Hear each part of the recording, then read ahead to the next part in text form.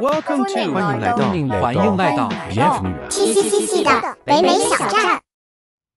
Hello， 大家好，欢迎来到 TCCC 的北美小站一系列。我们的系列分析加拿大 Express Entry 相关的新闻、政策和邀请数据，所有内容都是基于我自己的分析、预测和判断。主要的目的是分享资讯，帮助大家规划自己的安排，减少焦虑。如果你有任何的疑问，欢迎在视频的下方评论。那就让我们开始今天的内容吧。今天是2023年的6月27日。那么今天除了 IRCC 有进行新一轮的邀请之外呢，还有一个非常重磅的新闻，就是这个炳哥呀，他在一个加拿大的 Tech Conference 上面呢，公布了一系列的加拿大针对于科技类人才所要推出的一系列的这个移民优惠政策。其中一项比较重磅的，也是我今天要单独拿出来讲的呢，就是这个 H1B 工签持有人。所谓的 H1B 工签如果在美国的同学可能都比较熟悉，这个是一个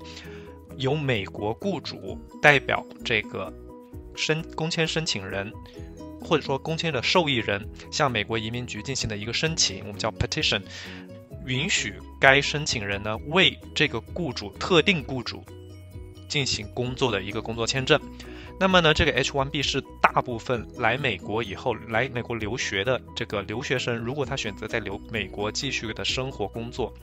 他会要找到一个愿意帮他去做这个 sponsorship， 也就是说支持他去办理这个工签的一个雇主。那么这个雇主在招聘了这个人之后呢，会向移民局发出一个 H1B 的申请。但是不是所有提出申请的人都能获得这个工签。首先呢，每一年会有一个8万人左右的一个配额限制，也就是说每年只有至多8万个人可以拿到一张新的 H1B 的工签。而最近的这个一年的这个申请人数有多少呢？好像是达到了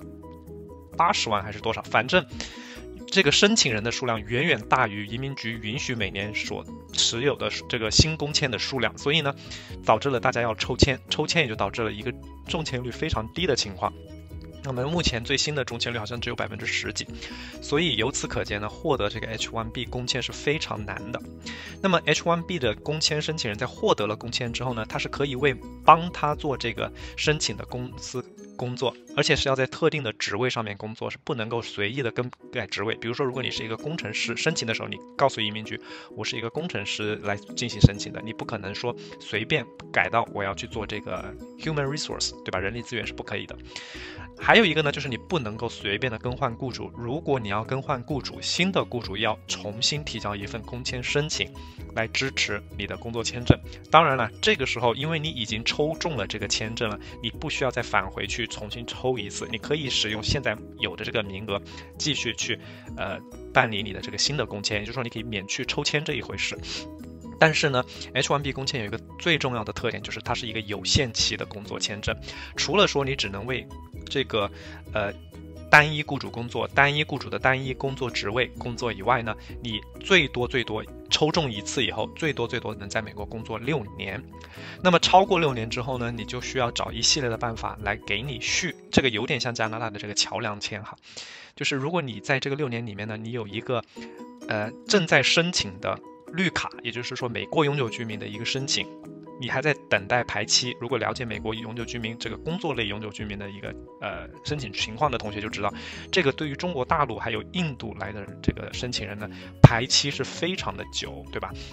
中国大陆至少是5年往上走，那么印度可能是10年往上走，所以你在这个期间你是需要一个桥梁签来等待的。这个桥梁签在 H1B 的情况就是 H1B。你只要有这个移民申请，你是可以1年1年这样子续，或者1年3年这样子续你的工签的。好，这个就是大致的一个 H1B 的情况。那么今天移民部长宣布呢，加拿大要针对 H1B 美国的 H1B 工签持有人一个优惠政策，也就是说 H1B 的工签持有人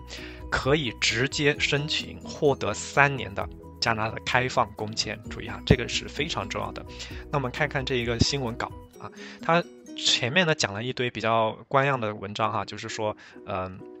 为什么加拿大需要这些人。好，之后呢他就开始公布一个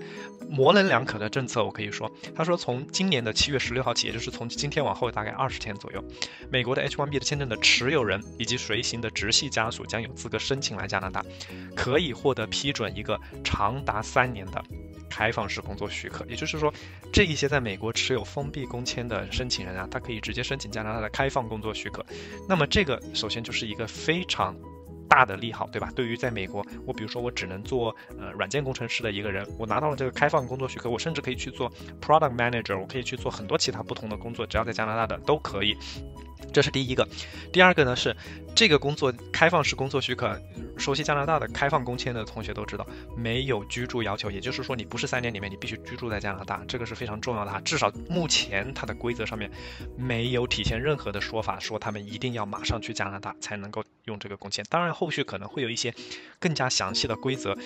这个消息出来呢，也是我比较震惊的，因为一点就是说，移民局从来没有这么快要上马一个项目，对吧？20天的与市场的沟通，这个与这个民众的沟通时间，而且也没有完完全全的公布一个很详细的细则。好，那么最后还有一个，他就说这一个政策呢，目前是一个临时性的，有效期为1年，或者是直到 IRCC 收到1万份申请，也就是说只要有1万个这个 H1B 的申请人申请了这个签证以后呢，他就不会再接受新的申请了。那么我怎么来解读这个政策？首先呢，这是一个饼哥所谓的要争夺科技人才的一个，我觉得是一个形式大于内容的一个动作吧，一个 gesture。为什么这么说？为什么这么说呢？因为H1B 我们通常说难在哪里？难就难在我开始说的，第一，你要在美国找到雇主，对吧？找到工作，这是第一点。第二点，这个工作的雇主要愿意来支持你的工作，这个就和我们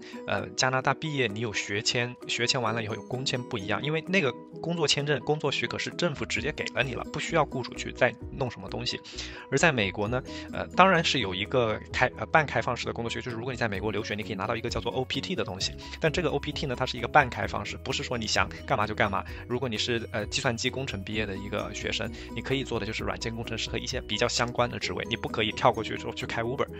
这个是不可以的。它是一个半开放式的，半开放的意思就是你可以为不同的雇主工作，不需要一个雇主来支持你。那么当 OPT 完了之后呢，所有的这个留学生基本上唯一的路径就是去找到一个愿意支持你办 H1B 的一个雇主。那么通常科技性的大企业，还有一些美国的传统的大企业、银行这些很多都是愿意帮你做的，只是呢这个 H1B 是有一定的成本的，所以很多小公司它不一定愿意帮你做，这也就是给很多留学生关起了本地就业市场的大门，对吧？你只能去找一些比较大的科技企业或者是一些传统的大型企业才有可能说帮你去办这个 H1B。当然有些小雇主也愿意帮你办哈，但是他愿意帮你办不代表你就能办到。我也说了，这个中签率在今年的中签率是非常的低，只有10%几。那么你只要不中签，你还需要任何一个其他的工作许可，那么通常是这个 OPT 来 cover 你这个等待期间，对吧？最长的 OPT 可以拿到3年，就是如果你是 STEM 专业的同学可以拿到3年。那么3年每年抽一次 H1B 可以抽3次，3次10%几的机会，如果你还没有抽到，你就拜拜了。这也就是为什么在美国要落地生根相比于其他国家难的第一个点。第二个点就是，即便你好运抽中了这个 H1B，你也不能随意更换雇主，你有点相当于和这个雇主绑定了。大家可以体会一下这是个什么感觉。如果你遇到了一个不好的雇主，那么这个雇主可以随时刻刻 PUA 你，因为你也不是随便就能走的。当然你可以在背地里面去找一个新的雇主，他愿意来帮你 sponsor 这个 H1B， 但是这个显然和开放工签不是一回事儿哈。那么你在有了这个 H1B 的工签之后呢，你还可以进行的就是移民绿卡的申请。那么这个东西中间牵扯的事情实在是太多了，美国这边需要你去办一些劳工部的认证啊，前后可能可以花到2年，还要打广告，对吧？然后呢，中国大陆地区的人在提交完了，做完所有的这些劳工证明之后，再去提交这个移民申请，还需要一个长达5年以上的排期。所以这个是为什么在美国要真正落地，最后拿到这张绿卡是非常难的。如果你是一个走工作形式的申请人来说，好，那么回过头来说，加拿大的这个开放工签，它针对的不是那些没有抽中 H1B 的人。大家注意哈，是没有抽中 H1B 的人，你是没有办法去申请这个新的签证的。你是抽中了 H1B 签证的人，才有可能去申请这个3年的开放工作许可。但是大家想一想，这个人已经在美国，已经找到过5关斩六将，找到了一个工作可以帮他 sponsor 这个H1B， 而且他已经 sponsor 成功了这个 H1B 了。那么在什么情况下他想去加拿大工作呢？2种情况，一，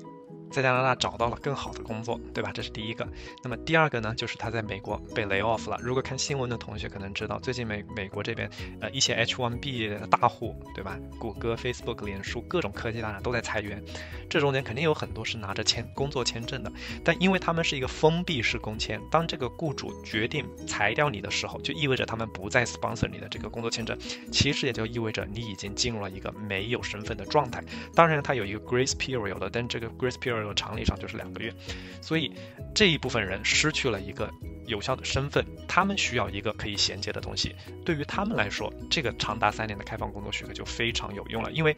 不是你在2个月内很可能找不到一个新的雇主来愿意支持你的工作，所以这个长达3年的加拿大的开放式工作许可就非常有用。好，那么还有第一种，我刚刚说了，就是去加拿大，在美国已经有工作，想要去在加拿大有新的工作，或者想要去加拿大找更好的工作的这一部分人，两相比较，大家觉得哪一种人比较多？我想第一种肯定没有第二种多，对吧？这个各种原因，大家可能在了解加拿大和美国就业市场的人就知道。好，但是这个第二种到底有多少？我个人认为肯定会有，但是还不如第三种人多。第三种是哪种人呢？就是看到了新闻的人，看到了新闻，在美国持有 H1B 的人每年可以抽8万，那么前后在美国拿到 H1B 的人会有多少？这是第一点。第二点，这个长达3年的开放工作许可，移民局没有任何的说明说有什么限制，对吧？你是不是当前已经被裁员了，或者是说你已经进入了 H1B 的最后1年，或者是说你在拿 H1B 的同时你没有任何的桥梁，你在拿 H1B 的同时呢，你没有任何的桥梁性的签证，就是说你在使用 H1B 的过程中，你没有办上绿卡这种，或者是其他的可以让你再续 H1B 的，或者你马上6年就要用完就没有了的这种人，加拿大移民局没有说出任何的限制。那么也就是说，只要你有 H1B， 至少根据现在的新闻来说，只要你有 H1B 就可以申请这个。那么想想，如果你是一个 H1B 的人，在现在新闻每天都轰炸说，这个公司裁员，那个公司裁员，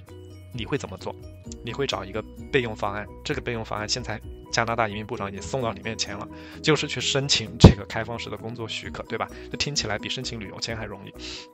那么呢，大家觉得这种人会不会很多？我个人的判断是会非常的多，尤其是那一些在美国办绿卡需要排到很久的人。那么这一部分人可能他就会想去拿到这个工作许可，那他是哪一部分人大家可以自己去琢磨。所以我的判断是，一旦这个政策在7月16号上马，应该很快申请就会被挤爆，就会申请满。因为即便我不想要去加拿大，对吧？我即便目前没有去加拿大打算，我还在美国工作，我也可以申请一个这样的3年开放工作许可，给我一个备用方案。3年里面，假如哪一天我被 lay off 了，我还是可以马上打包开车就去加拿大，对吧？这2个国家也比较近，就好像跨省旅游一样，我就去加拿大继续找工作。我即便是找不到科技类的工作，它既然是一个开放工作许可，我开 Uber， 我去餐馆打工，干什么都可以。那么我想，也许很多在科技业工作的人目前觉得那不可思议，我要去做一些相对来说收入比较低的工作，但是很多人他为了身份他是可以做这样的选择的，而且这个开放式工作许可没有要求你马上要入境加拿大，所以我想申请的人会非常非常多，所以我估计这个1万份撑不了1年，半年可能撑不到，说不定刚开放没多久1个月可能就会申请完。所以如果你现在是人在美国很多我了解的朋友都是在 H1B， 包括我自己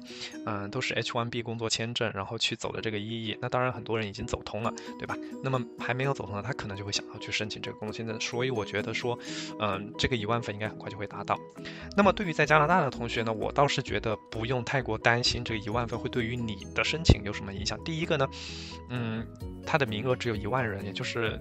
两三轮的抽签配额，对吧？这是第一个。第二个，这个1万份像我刚刚分析完了以后，你觉得有多少能够真正转化到长期在加拿大去工作1年、2年、3年，然后使他们加到一个高分，进入EE池子去卷这个EE呢？我认为肯定会有这样的人，但是数字不会太大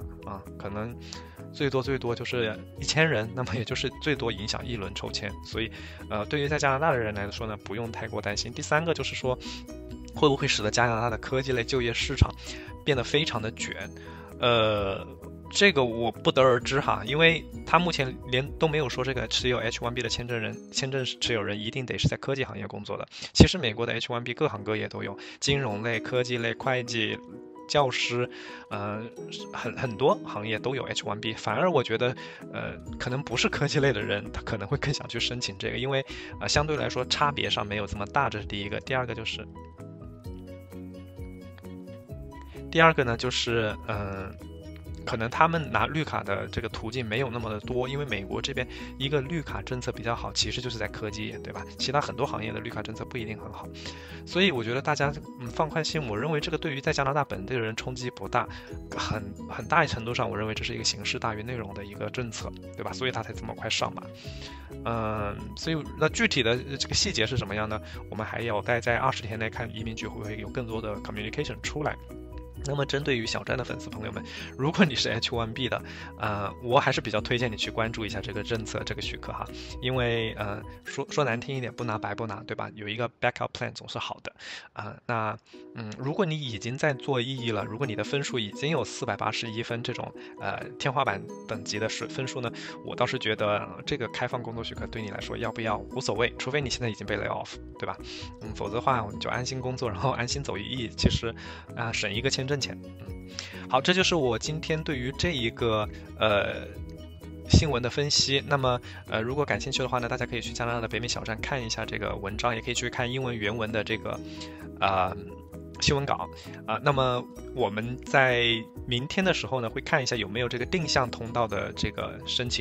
邀请出来。如果有的话呢，我会再进一步的做这个分析；如果没有的话，可能最近也没有什么特别好分析的，因为已经很没有规律了。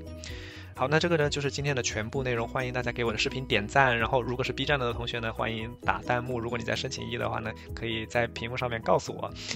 我就分享一些好运给你。那么今天的节目就是这样，我们下期节目再见，拜拜。